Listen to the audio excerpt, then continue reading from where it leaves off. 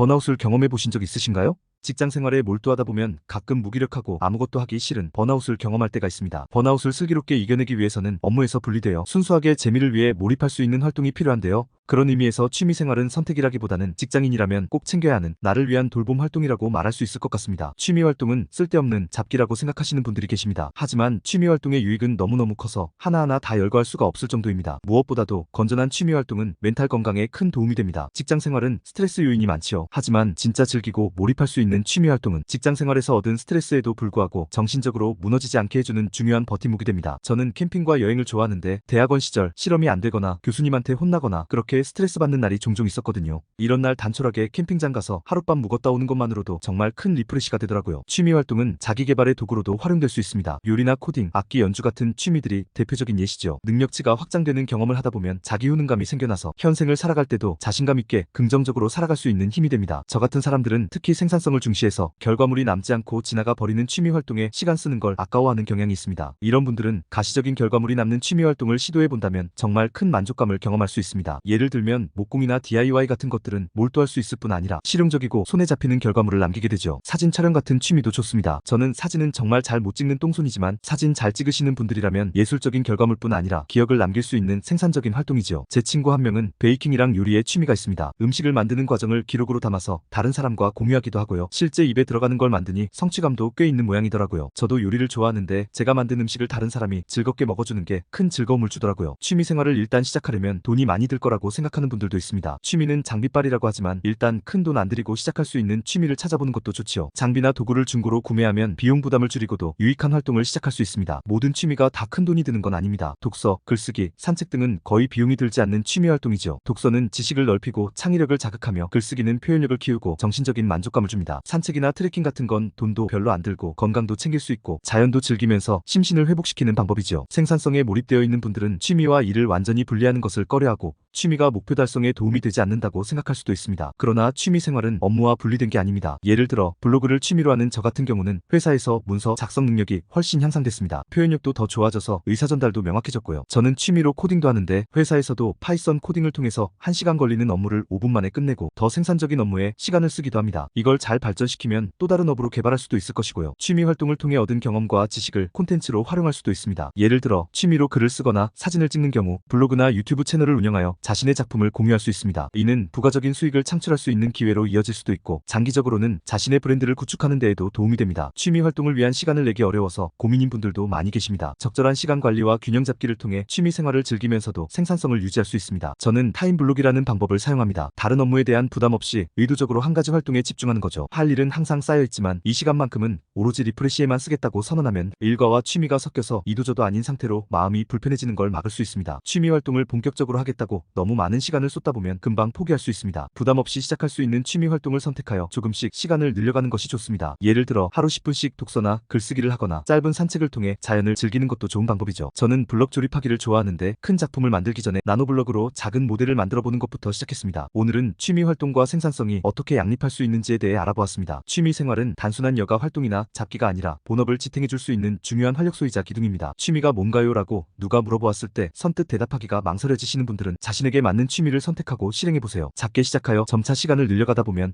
취미 활동을 통해 얻는 즐거움과 성취감으로 우리의 삶이 더욱 풍요로워질 것입니다. 오늘 제가 준비한 영상은 여기까지입니다. 도움이 되셨으면 구독과 좋아요 버튼을 눌러주시고 이 영상을 주위 분들에게도 공유해주세요. 저는 다음 시간에 더 재미있고 유익한 영상으로 여러분을 찾아오도록 하겠습니다. 감사합니다. 다음 시간에 만나요.